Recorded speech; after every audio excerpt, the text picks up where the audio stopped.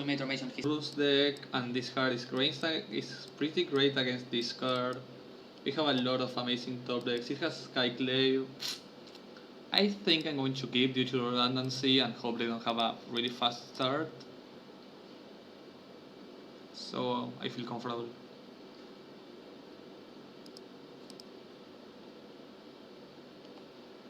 I'm going to... This is not an amazing keep. Like, this is one of those keeps you do and probably either regret or really hesitate. So let's see. If it was hammer time, I would really hate this keep. That was my biggest fear. Oh, it's...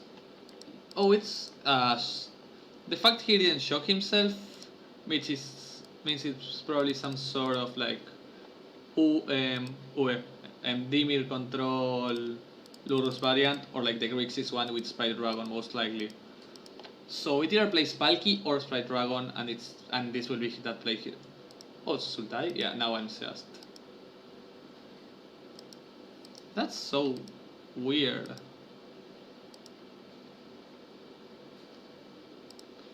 I'm a bit shocked by what just happened. Like, if he plays Tarmogoyf, I'm assuming he's like a shadow deck, you know? But he didn't shock himself. Maybe it's like a Sultai value pile? Like, instead of Shan playing Sultai, he plays like a Lily, I'm assuming that. Okay, yeah, it's some sort of Sultai value, good stuff. So I'm going to...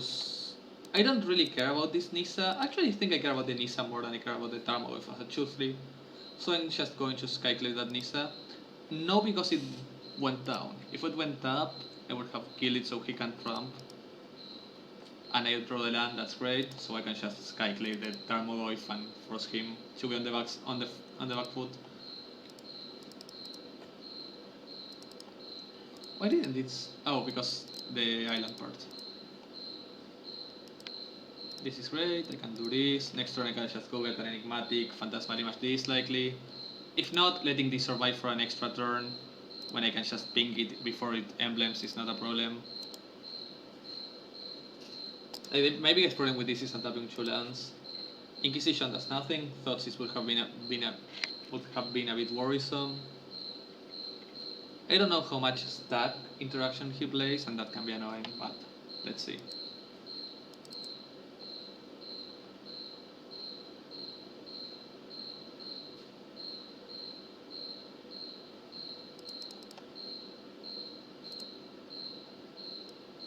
Thanks, Texastov.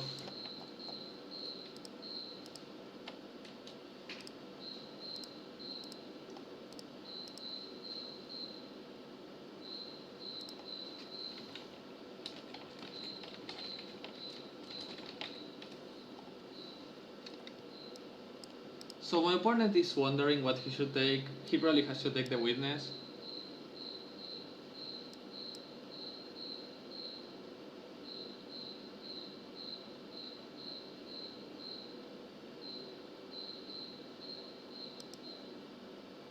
Yeah.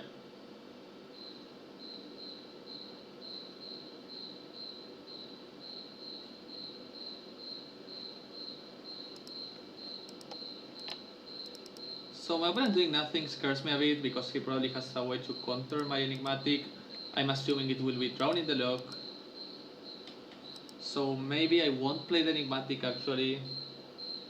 I will just do this on here, start attacking his mana base. Say go with Domain of the Forge open, so next turn I send this down to 3 again and I start rushing with it with this. Well, that's a good draw, so if in case the first one gets countered, the second resolves.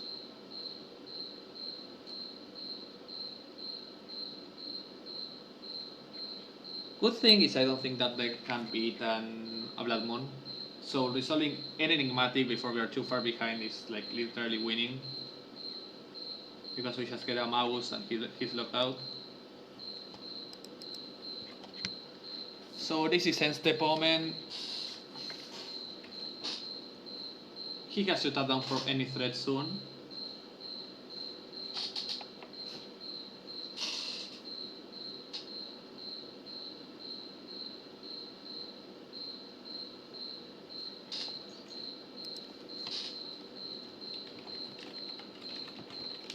Yeah, that was expected. This means I will end step almost the force this.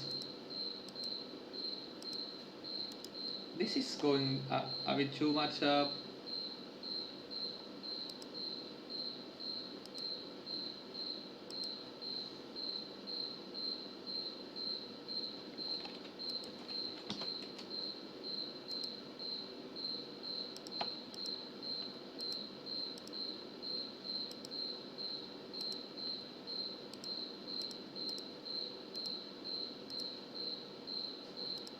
So we're gonna get counter with drawing the lock the Enigmatic and untap, play a second Enigmatic. If he doesn't have enough stack interaction, we just win like that. So slam this one, get running the lock.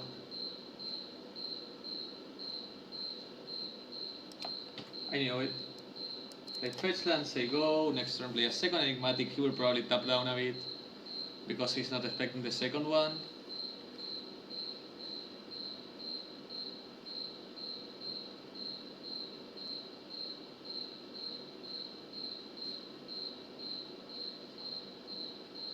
That Nisa just went like Scry 8 and that's it. That's a really bad card, even though I love it, it's just...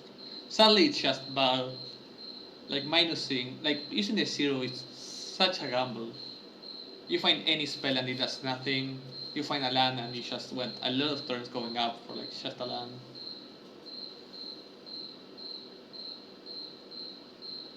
They went double top and that's a bit scary. Let's hope he taps down a bit so we can go for Enigmatic again. That's annoying. Well, this is something he has to counter.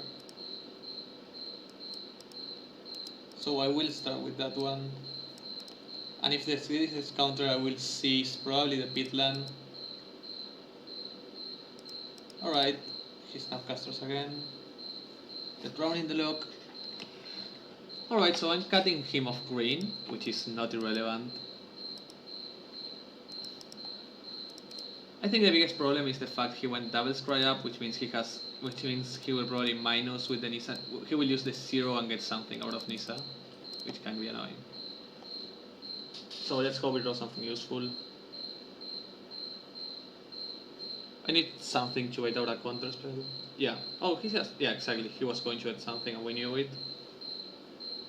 Please no slot seize. Inquisition at least. This is so bad for us. He has been getting amazing draws. So next turn we probably go like Lurrus, put shot in our hand, and he has to deal with the Lurrus so we don't start recasting Omen of the Force by scrying 2. That Thosis was an amazing top deck, but at least him being out of green buys us some time.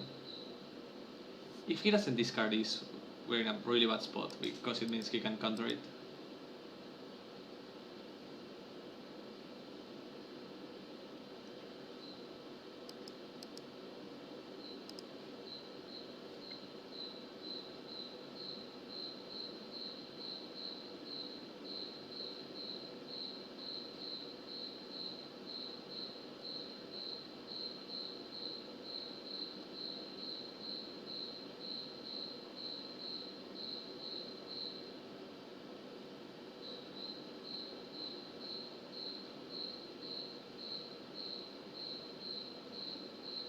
Oh fuck, that means he really has like a counter spell in hand.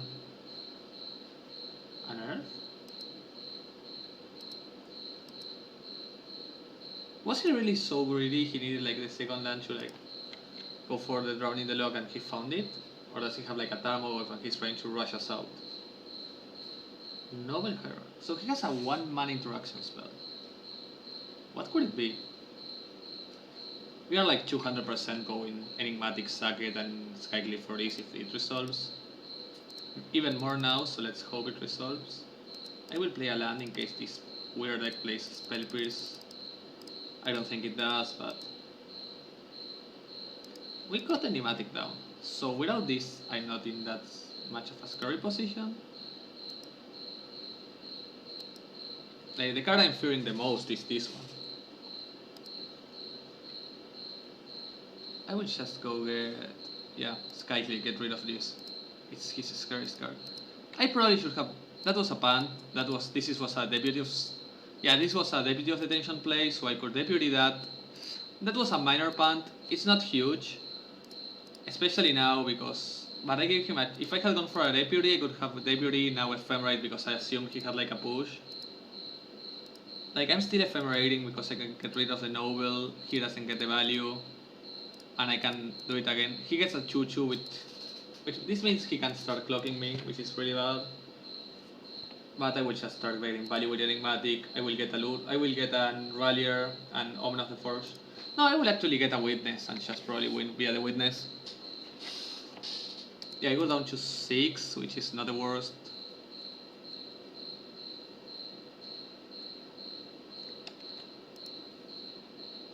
No, I will do this. I will give him a few more tokens and get a deputy likely. Just so I think I only lose this game by getting out Temple. Village Rights, that was unexpected. Now I don't feel like I have to do that play. That actually is fine. I will just put Sharon in my hand, play a land, sacrifice, get something like Renegade Rallier, back the Omen of the Forge.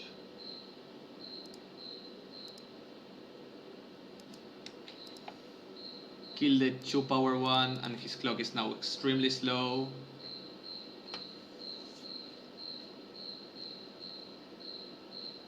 And now next turn I can just play the Shorion, he probably gets countered, I get Eternal Witness, get it back Ephemerate, and if he's not holding up a removal spell I can just Ephemerate, get back Shorion and win.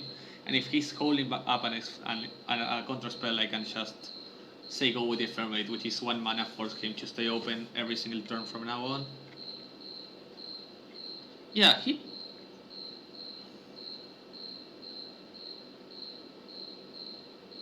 This is really weird, like... Did he get almost gifted us this game by not removing the Enigmatic with the discard spell? Like, this was probably a lost game. He played a bit better. I'm not saying my opponent played poorly, I'm just saying he made a small punt. I don't want to sound disrespectful to our opponent. He probably has never played against the deck even, so he has like 0 practice against whatever is going on. So there's a huge chance he will probably draw in the lock this, and when he fetches in, and he will never be able to fetch that due to the value of our Eternal Witness, so he will have to fetch on his turn. I'm not attacking due to a risk of snap. If this resolving means this game is literally over. Like, he cannot win from here in any world.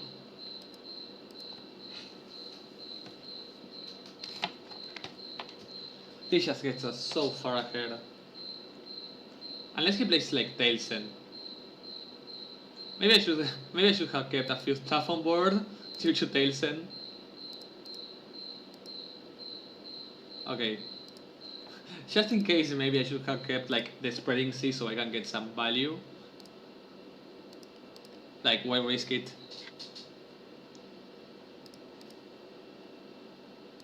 So yeah, this gets rid of this gets rid of this gets rid of this. This gets me back a Spreading Seas and I draw 2 cards. Raid Magot for next turn is actually kinda good. So I'm attacking his mana base again. I don't want him to cast the Lurus that easily. That kinda sucks because I wanted to like draw that Magus, but that's fine, I can just go. Now I'm going for a Witness plan still.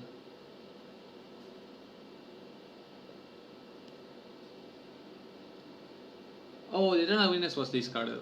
I have just been thinking of an impossible plan all this time. I have to find my Unearth. So yeah, that's fine. We're still really far ahead now, right? But I wanted to just go for that play and finish the game. I'm just getting this and start attacking him aggressively. He's down to 10. We have almost lethal on board, and we can start up. And next round we play 2 spells he must counter in Brain Maggot and Magus of the Moon. Yeah. So 3 Veils to start with.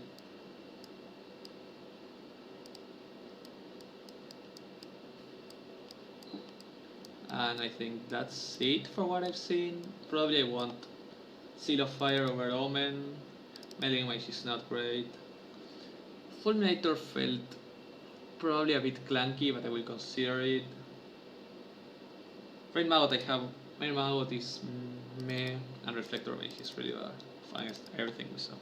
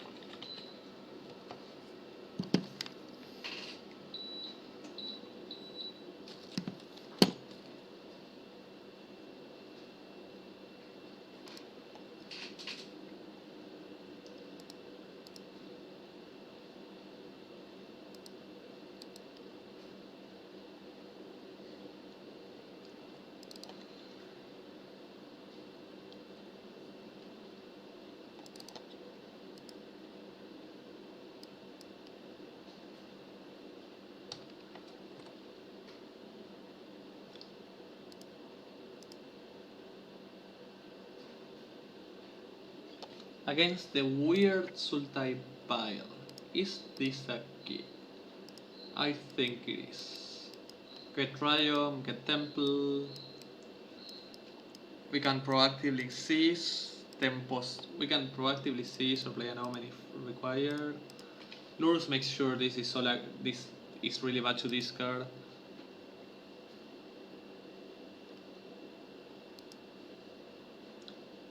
If he names Mystery Forest, I'm tilting to hell and back.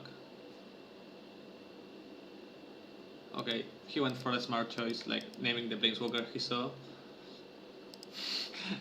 Oh, okay, he saw it with the Mirror, that's fine. I was going to tilt at the at finding it on the top, it's fine. Like, he get a one lander gives you Pithing Needle? Come on, opponent. Why do this to yourself? So I'm playing the Choo-Choo because I want to start beating down from now. Like if you force removals and spells out of game from now, it sucks for them. I want one more land, and lastly I prefer to tutor for when possible. I will play this death even if it does nothing, because it's just backbreaking. Like if he was, yeah, just him not being able to play the instant speed is what we need. The rest is icing on the cake. Yeah, that's the game. Let's go for all. Let's do it, guys.